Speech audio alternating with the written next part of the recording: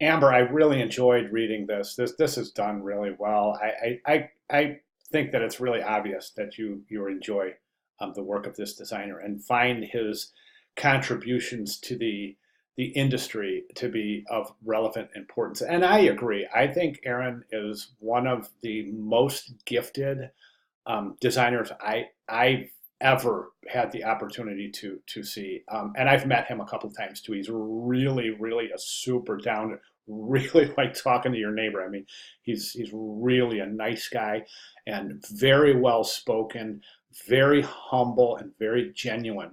And the neat thing is you can see these qualities in his work.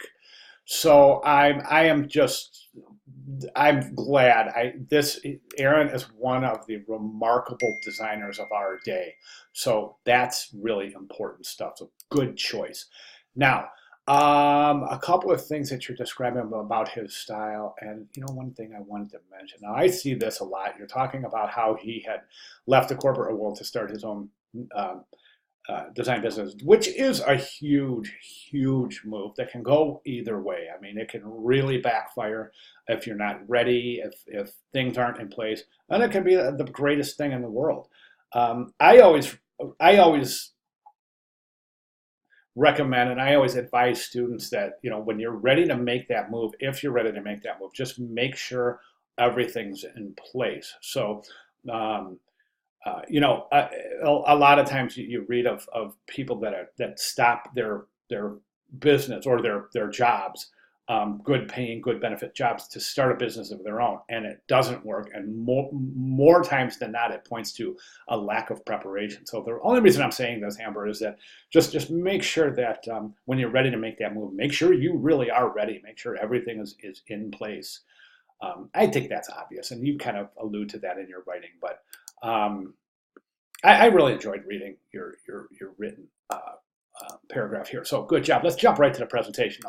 I opened up presentation, and the first thing I see when we jump into this page, and I'm going to try to fit this into the window a little better. Um, there we go. That'll work, right? Actually, I want to really get that in there so we can see the whole thing, and that looks like it'll be perfect. Okay, so the first thing we see is this. Now, I take a look at the cover, and there's two questions that immediately come to mind. Number one, what is the relevance of this kind of almost looks like a speaker cover? What is the relevance? Is there some sort of connection between this and the designer?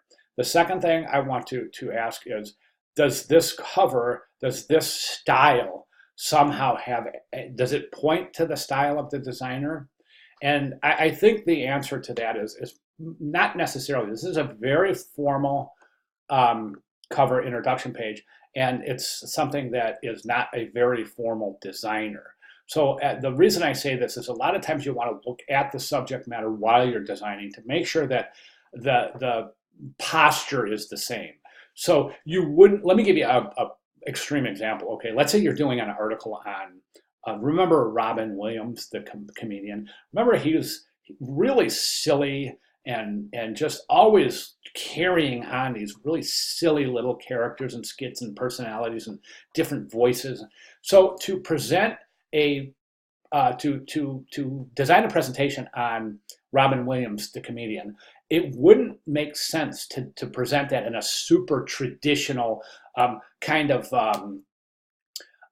formal setting, like something you would see for maybe something of a more serious individual, like maybe a politician, a very serious politician, like um, I don't know. Yeah, yeah. So, do you understand what I'm saying? Like somebody who's very serious in their, or maybe a different position where it's a very serious subject matter, a very serious individual. So the posture or the tenor of the presentation would be very serious, very traditional. But Aaron's style is a little bit different than this. Okay, so the only reason I'm saying this is that think about it. Think about your design work as it relates to the subject matter, just to make sure that the two are in accordance. Okay, so let's go to the presentation. I think you've done a great job, Mao. One of the things I have to say is that your character count here is really long. Okay, so what I'm going to do is I'm going to describe to you the reasons why you don't want to include character. text lines that are this long. Optimal character count in any line of text for average reading is in between 49 and 65 or 70 characters, around there, somewhere in there. And that includes punctuation and spaces. And right now, your character count is well over 100. This is problematic. The main reason is this, because you're asking your viewer to read this whole first line, right? And when you get to the end of the first line, you're asking the viewer to go all the way back here and start on the second line. And then do the same thing. Go all the way back here, find the third line, read it, then go all the way, find the fourth line.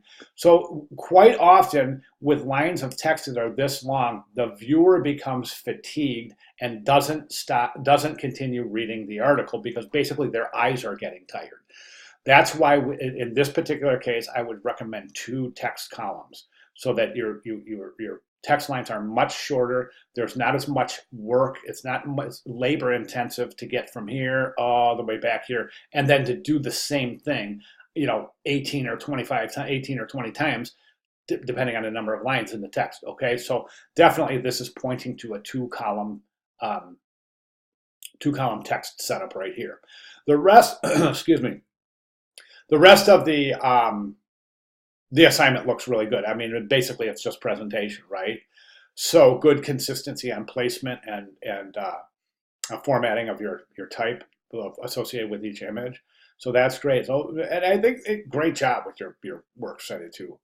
So really, I think it's a wonderful job. There's just my only two concerns. Number one is the visual posture of the cover as it relates to Aaron Draplin, the designer, and the line length on the biography page.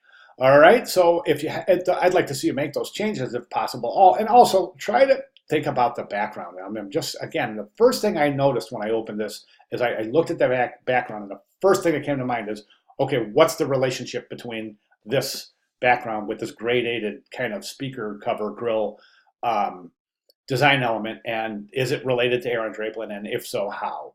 So, okay, does that make sense? All right, so great job, and thank you very much. Any questions at all, please let me know. Thank you very much.